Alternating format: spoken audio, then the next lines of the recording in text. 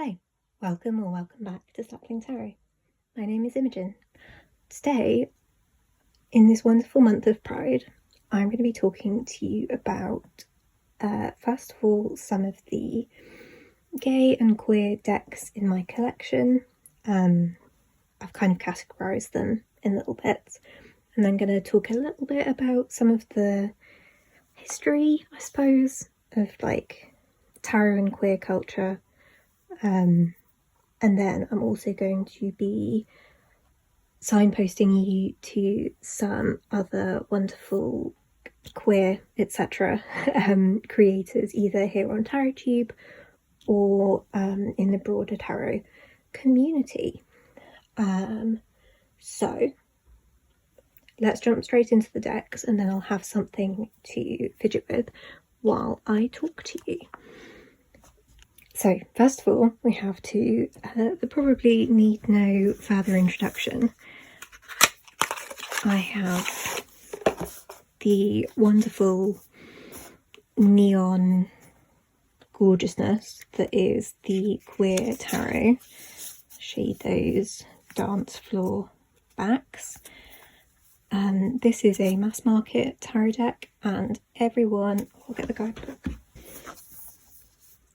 This is the guidebook. It's a lovely, like, proper, look at it. It's a proper guidebook. It's got like a lot of information about each of the cards.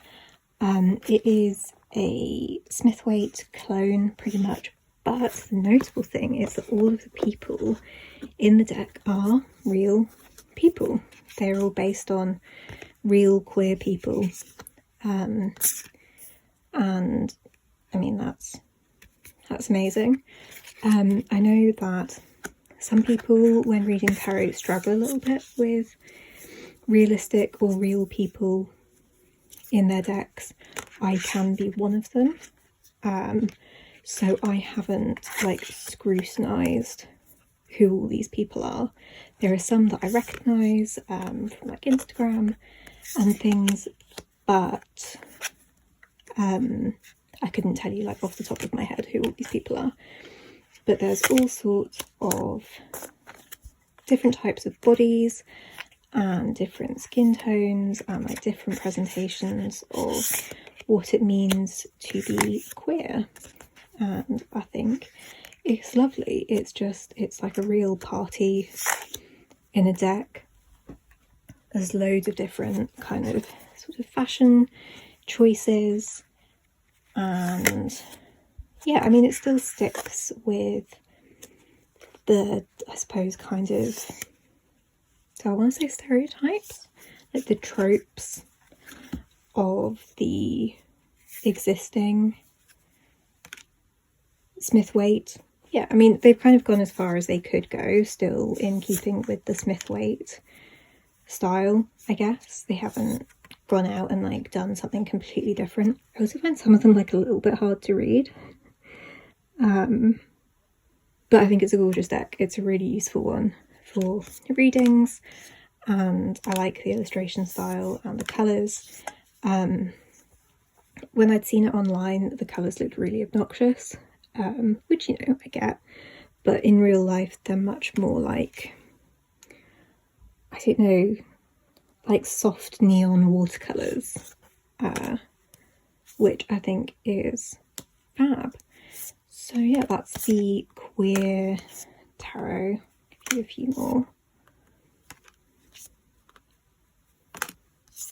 cards, but I'll probably come back and flick through this one when I'm chatting to you about like history stuff, you know. And the other one that, you know, really does what it says on the tin is the Big Gay Tarot deck. This, I mean, I suppose it's not even, is it that much bigger than the Queer? Yeah, it is. It's too big for my hands, so I don't use it an awful lot, and it is just on like, it's just like paper, I suppose, or like just kind of normal card. I think it was all like handmade by the creator, and it's very simple. Again, it's like it sticks to sort of traditional well, I don't know, does it? It's not a clone of anything particularly. They're sort of semi-illustrated pips. But yeah, you know, we've got some nice like trans representation and got a nice little witch. Yeah, it's very simple and it's too big for my hands, so that's why I don't use it, which is a shame because I do think it's really fun. And you know, certainly if you have learned like how to read with playing cards, I think it would probably be easier. It doesn't give you an awful lot to go on if you don't know about tarot, I suppose. And I think this was definitely the first indie deck I ever bought, and it was one of the first like Smith-Waite kind of decks that I bought as well, so it was a bit of a tough one to sort of, it was a lot of like, I don't know what you're saying, because it kind of dots around between having more like narrative pips and being very, very simple. But I really like the perspective on it, and yeah, it's just a fun just throwing cards everywhere. But yeah, I mean, it doesn't give you a lot to work with, but it's a fun deck. And then it's got a cute little kind of zine style guidebook with kind of some keywords, a little phrase for each one. So beautifully handmade. Yeah, it's got like reversals, all sorts of stuff. There's room for notes at the back. So yeah, it's very, very handmade, very, very cute.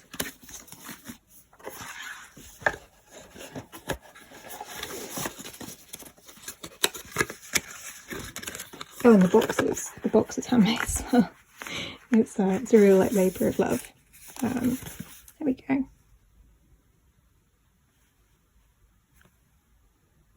Cute. So yes, that's that one. While like getting all of these decks out, I realised that I don't actually have as many gay and queer decks as I would maybe like. We're moving away from the really obviously queer decks now onto this other mass market deck.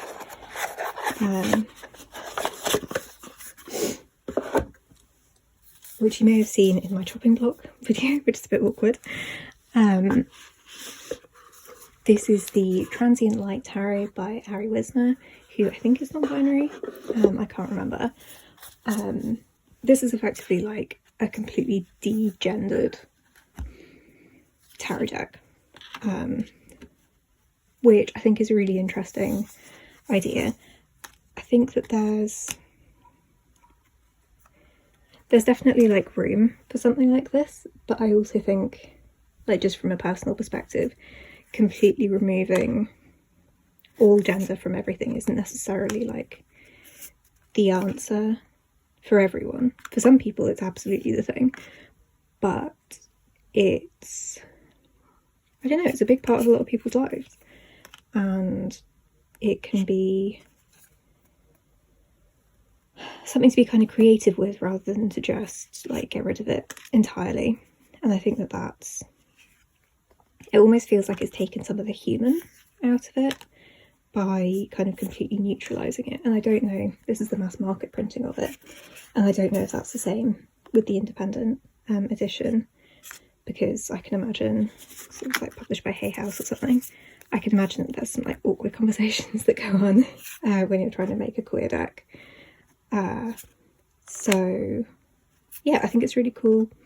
I think certainly, like, for me, when I was like getting into tarot and I was like really struggling with the like really, really gendered nature of it, this felt like the best way to go, I suppose.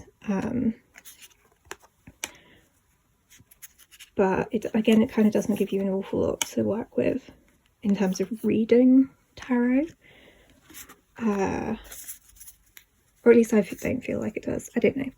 I have really difficult feelings about this deck because I really want to love it and I really want to connect with it, because it feels, you know, for someone who doesn't necessarily really like connect with a gender or anything like that. It feels like it should be the perfect deck for me, and yet it just isn't the one, which is really sad.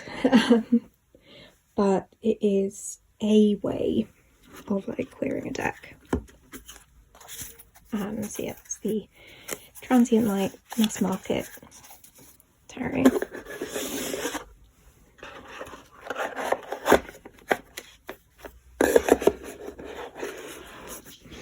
Before I forget, I also want to talk about this, so a placeholder for the Gay Marseille, because this is a pouch that the wonderful Kelly Bear has made me, in which to house my Gay Marseille. That will be a very gay deck making its way into my collection soon. There's been like shipping problems with getting it to the UK and stuff. I just love this soft velvety pink ribbon, the little rainbow charm.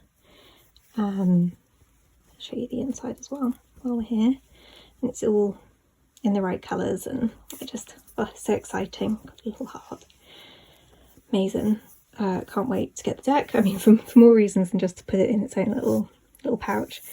But yeah, I really recommend you watch Kelly's walkthrough and Sylvie Tarot Magpie's walkthrough. Their one will be linked below. But yeah, I really recommend checking it out. It's a very cool deck, and I can't wait to have it in my collection. So we've had the more like overtly queer decks. I'm now going to talk about, yeah, let's do this one. Okay, so this is another gorgeous Kelly Bear pouch. And in this pouch lives my Feudal Pavlov Tarot. So this is a deck by a queer creator, and it has ridiculously nice cardstock. This is also a mass market deck.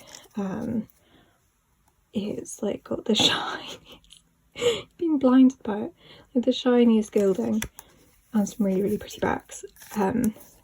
So this is effectively another Smith-Waite clone, but it's made by a queer artist, all warning for nudity, and it sticks pretty rigidly to the normal like Smith-Waite way of looking at stuff. There's like a couple of figures who are, you know, different genders to who's usually depicted and stuff, but it is quite it's a straightforward clone. We do have in these ones like some more like overt sexuality, certainly, and then also some more overt like queer bodies, which is fucking great. But yeah, it's funny, it's like, is it a queer deck because it was made by a queer creator? Is it a queer deck because there's like a couple of queer bodies in it? I don't know. What makes a queer deck to you, or a gay deck, or an inclusive deck, or an LGBT deck? Is it the nudity?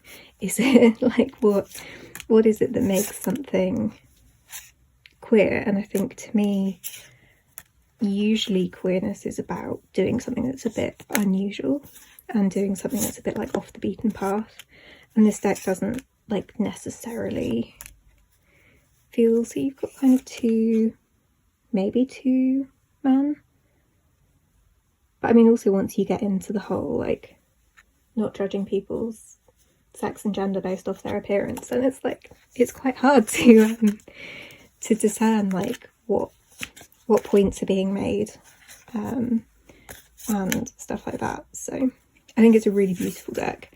I really like the minimal colour palette, and there we go, we've got a little family.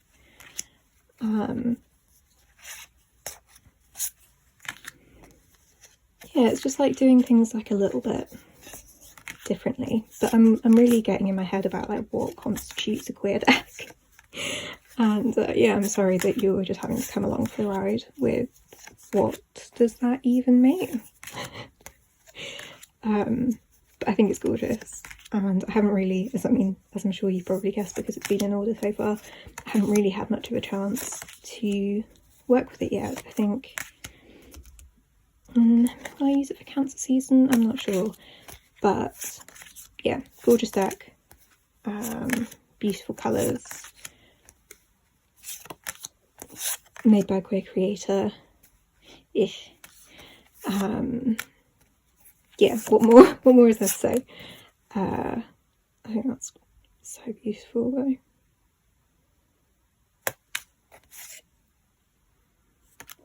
Got some disability inclusion. I think there was someone with like an amputated, the lower leg amputation earlier. Yeah, maybe we won't leave the devil on top. Who will we leave on top? We will, let's pop the pool. There we go. Gorgeous. I also like that it's a little cat rather than a dog. No offence to dogs, but you know, all cats are beautiful, etc. So that's the Fyodor Pavlov. We then have the Lilifer, which I don't know. Is it the backs that are making me consider this a queer tarot? Is it that the bodies are all just kind of genderless blobs? That could well be it. I love this deck. I've been using it for Gemini season, and it has felt more and more the correct choice, like the more I've used it. It's just been, we've been having some great chats, and there's just something gay about it. I don't know. Is it the colours? Is it the shapes? Is it that I think in the hierarchy of it, the queen comes above the king? I don't know. I don't know. The star says it knows. I don't know. But I think that it's just really cool. And I think it would be good for, if people do have like tricky feelings about gender, I think it's a really good deck because it's not totally gone, but it's absolutely not front and centre, and it's not something that, I mean, everyone has different feelings about these things, but like there's not much to be like uncomfortable with in terms of that, I don't think. Correct me if I'm wrong though. I've been watching not Twin Peaks, what am I talking about? The X-Files. So I want to believe. Oh, great deck. Great deck. Will be gutted to put it away for Cancer season. I love this deck so much. Like so much. I didn't totally connect with it at first, and I think this is just one of those things where the decks that you end up loving the most are the ones that generally like you didn't fully understand each other at first. And yeah, I loves it. I loves it so much. So again, this is another step on the journey of the fuck even is a queer tarot deck.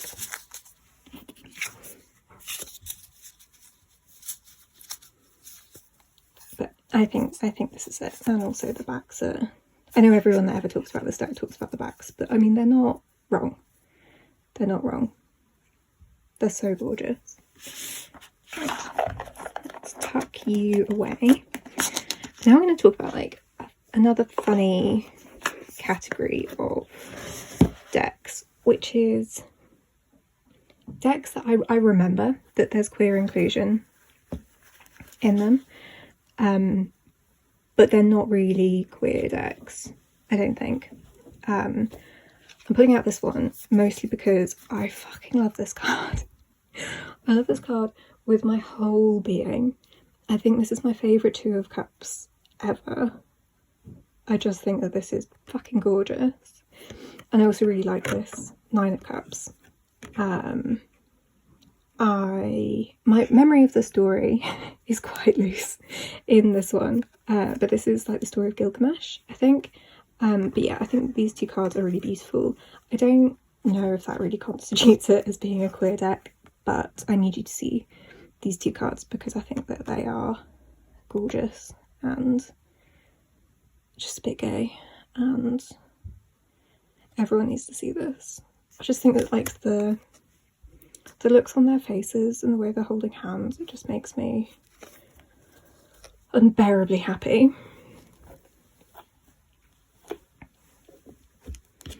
But yeah, that's 2 cards out of 78 in the deck, so I don't know. Again, I'm really tying myself up in knots with the semantics here. And then we've got, oh, I made an absolute meal of that. And then we've got the White Newman. Did I even say what that deck was? This deck was the Tarot of the Divine by Yoshi-Yoshitani, and it is my working deck, and this is in a tarot spread cloth that I made. Good job, Imogen. Of course I know what the deck is, but you know, it'd be really good if I could share that. And so this is the White Newman by Alba BG, and there's some, I think, how many did I pull out? Oh, that's the Empress. So there are like some. I like this person. They strike me as queer. But again, how can you tell? But I just, basically I want to be them. And that is the eternal, like, bisexual umbrella struggle of, do I fancy them? Do I want to be them? Do I admire them? Who the fuck even knows? This one, could it be someone's mother giving them away? It absolutely could. Or could it be 2 people getting married? It absolutely could be. Who even knows? And you've got these people. Could they just be roommates? We don't know. We can't ask them. And then again, this feels very Song of Achilles to me. Like, it's one of the most grief-filled 3 of Swords, and I don't want to bury any more gays, quite frankly, so I have mixed feelings.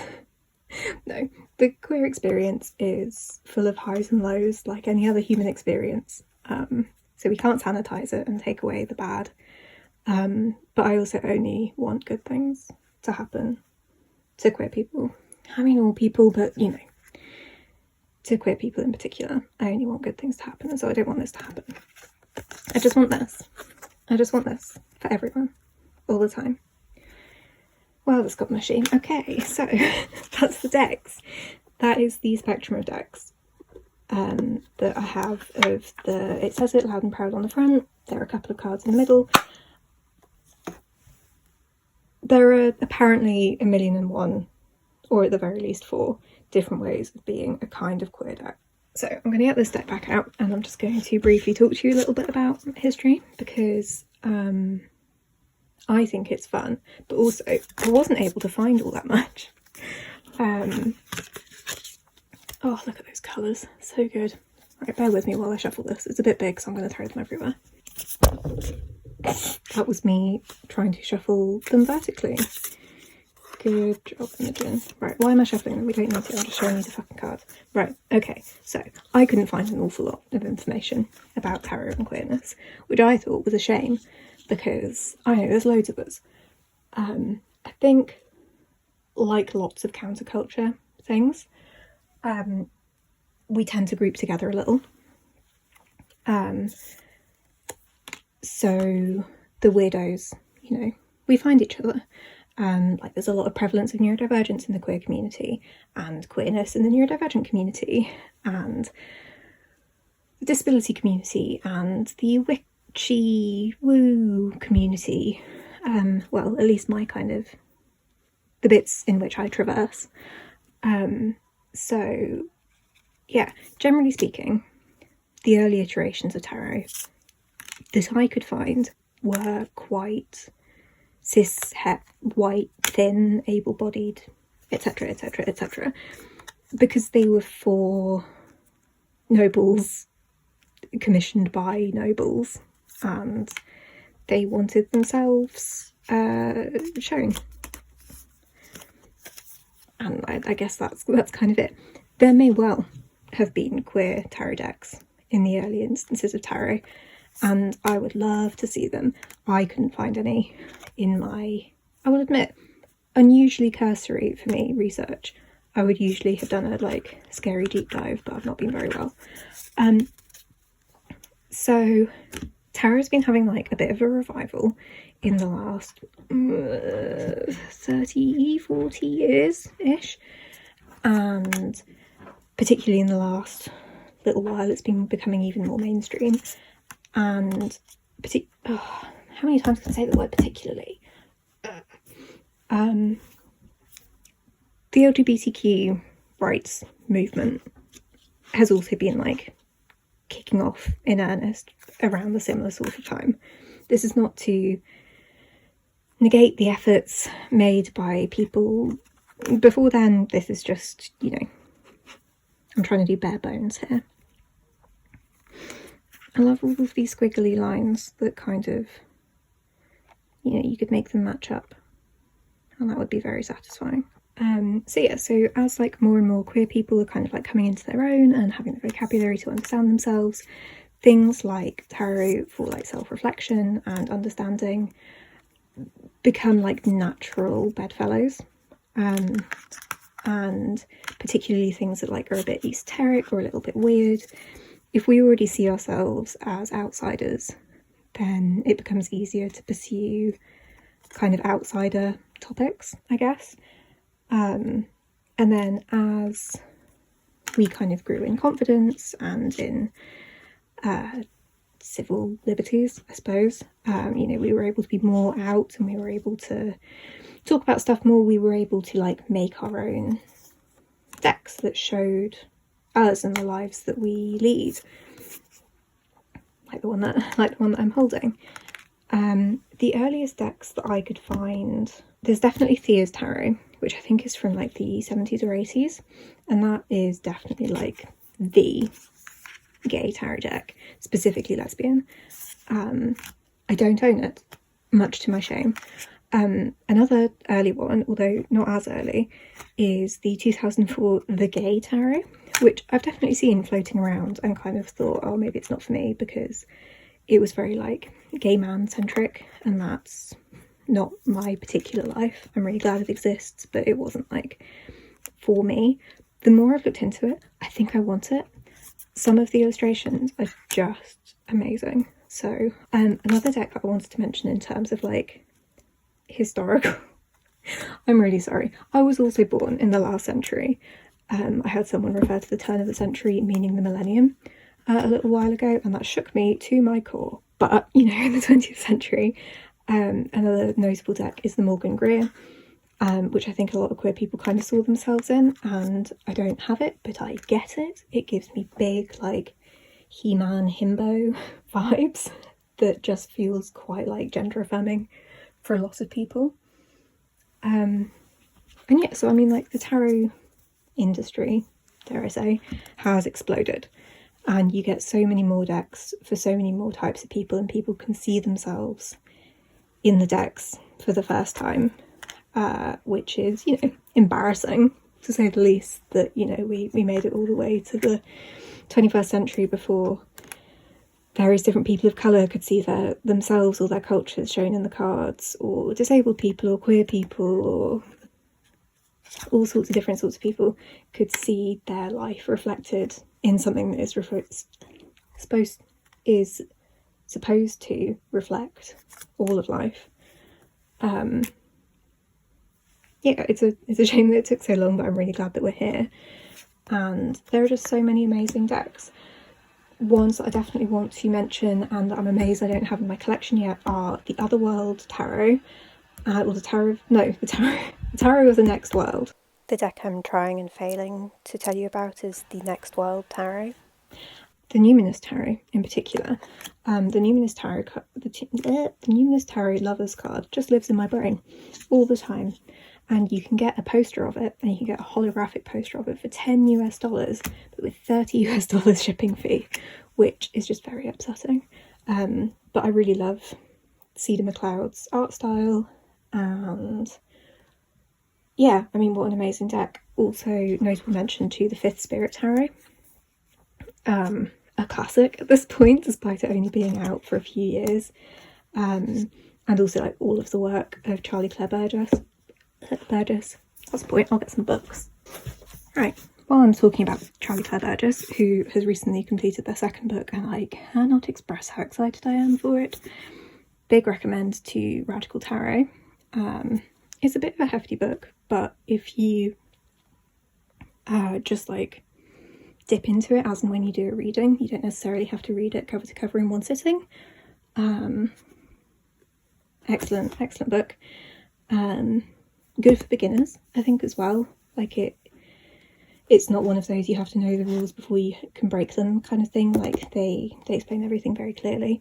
And then Cassandra Snow, author of Querying the Tarot, which I have here. Again, this is a really good like beginner's guide, I think, so you don't have to go through effectively like the growing pains that I think a lot of people have to go through, particularly queer people have to go through when you're learning the tarot, of having to go like, okay, so it's like very binary, very gendered, and then having to learn all of that before you feel like you can twist things to make it fit for you. This like helps you make it fit you like straight off the bat. And then also this I really recommend is from Beth Maiden of Little Red Tarot here in the UK. I mean, yeah, I'll just show you the blurb, but like it's a really good one for any, I mean, all of these are good for people at any stage in their tarot journey, but I always think it's worth saying if it's good for beginners, because there are some books that would just be super overwhelming. I don't think any of these books would be overwhelming for someone just starting out. If anything, yeah, they'd like help you navigate stuff quite quickly. So yeah, other queer tarot readers, tarot related businesses that I wanted to talk about. I've mentioned the lovely Kelly Bear, who makes incredible tarot pouches and mats and other like accessories like journal covers and stuff. We also have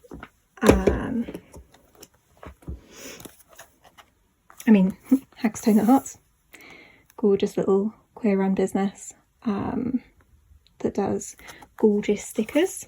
We have Tarot Magpie, who does these wonderful zines and also sells tarot readings on her Etsy shop, which I will have linked below. These are so useful, particularly if you're like trying to develop a daily pull practice, which is not something that I particularly have, but I've been finding myself pulling tarot more regularly because I've had these zines, because they give you something to work with. Because so often I'll get to a point in my day where I think, oh, I could do like a tarot reading or something, and I'm just like, oh, I don't know what to ask. Head empty, no thoughts. I also want to shout out Isha of Activist Witch, who does fucking amazing Italian style tarot readings via their Ko-fi page. I had one the other week and I think it might have just changed my life, so big recommend. So that's 3 people. I'm also going to do like a small business newsletter thing, so if that's something that you're interested in, I'll try and remember to also link that below, because I've had a lot of luck recently with little gay small businesses and having a great time. So did I want to talk about anything else? Probably, but I've been talking for ages and I really want a cup of tea. So happy Pride. I hope you're taking really good care of yourself. Remember that none of us are free until all of us are free, and take care. I'll see you in the next one. Bye.